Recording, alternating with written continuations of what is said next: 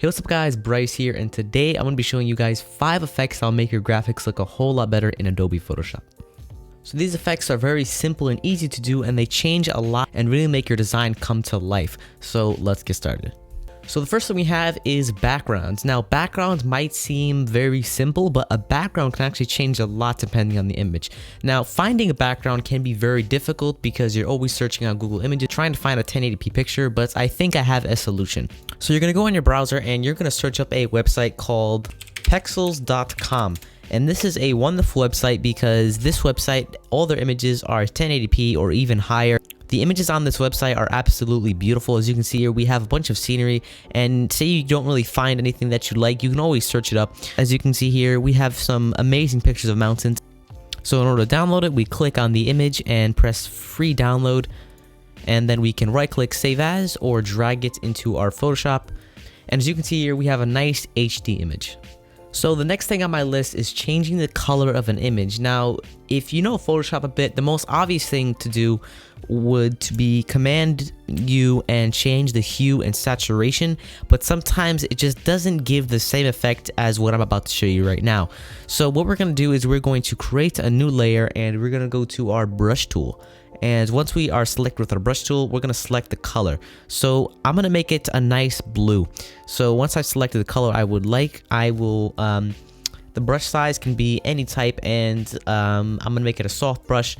And you're just going to paint over the image. You can leave some spots if you want, but we're going to paint over the image, and then we are going to set the blend mode to overlay. And as you can see here, it really is a whole lot better than hue and saturation because it just looks like the image has transformed.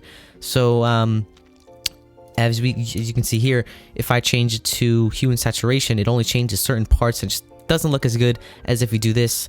And this is very good if you want to change the color of an image. So the next thing we have on my list is blur. So blur is very powerful, and this is honestly my favorite thing in this top 5 list. So when you're done with your banner, whatever, so what you guys are going to do is you're going to select all of the layers, press Command J to duplicate them, and then we're going to press Command E to merge them. So now it's all in one little file here. So then what we're going to do is we're going to go to File, Blur, Gaussian Blur, and then we're going to set the blur to, let's see, maybe about 5 or however you want, depends what the image is, 7. And then what we're going to do is we're going to take the eraser tool and erase some parts. So we can just erase, just do random little erases here, and don't erase too much, but you still want to look really cool. And this really adds a whole lot. Maybe lower the opacity and do it in some other parts. But as you can see here, if we take this off, this is without the blur and this is with the blur, so it gives it that foggy look. It looks really good and is very simple to do. The next thing we have on our list is color corrections. Now, if you don't know what color corrections are, they are effects added to the image to change the color and the look of the image. Now, you can buy packs that have color corrections in them, but you can actually do this for free very easily. And it's just adding a couple effects and fooling around with the sliders to make your image look a bit better. So the first thing we're going to add is, if you see here, we have add an adjustment, and in here there are tons of adjustments here. So the first one is brightness and contrast. So in brightness and contrast, we're gonna raise the brightness up a little bit, maybe to about 30, and put the contrast maybe to about 50. And just that alone really adds a lot of life. The next thing we're going to add is curves. Now curves are very powerful. You can do tons of stuff with this, but we're going to do a very minor change here. We're just going to go on the bottom, maybe drag it out a bit here, and on the top drag it out a bit here.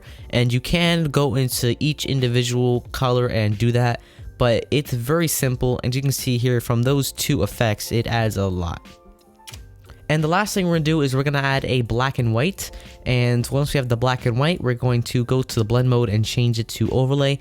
And here we can lower the opacity of this to about 30. And this adds a ton of contrast and a ton of light to it.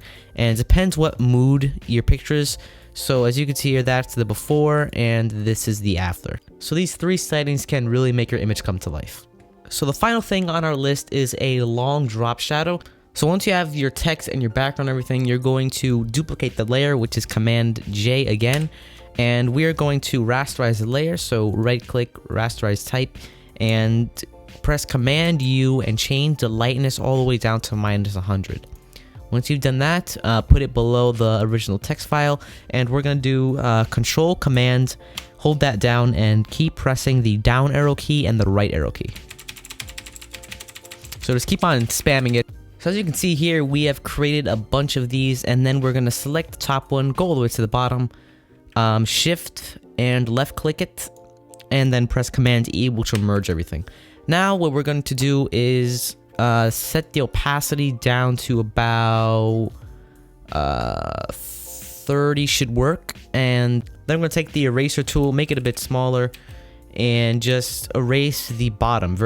Make sure you have a soft brush, and just lightly erase the bottom to make it look like a gradient. So you can see here I have a little gradient, and that is how you do a long drop shadow effect. So I hope you guys enjoyed that video of top 5 effects. Leave a like if you want a part 2 of this. I have a bunch of effects in mind, so leave a like if you want more, subscribe if you're new, and I'll see you in the next video, guys. Bye bye.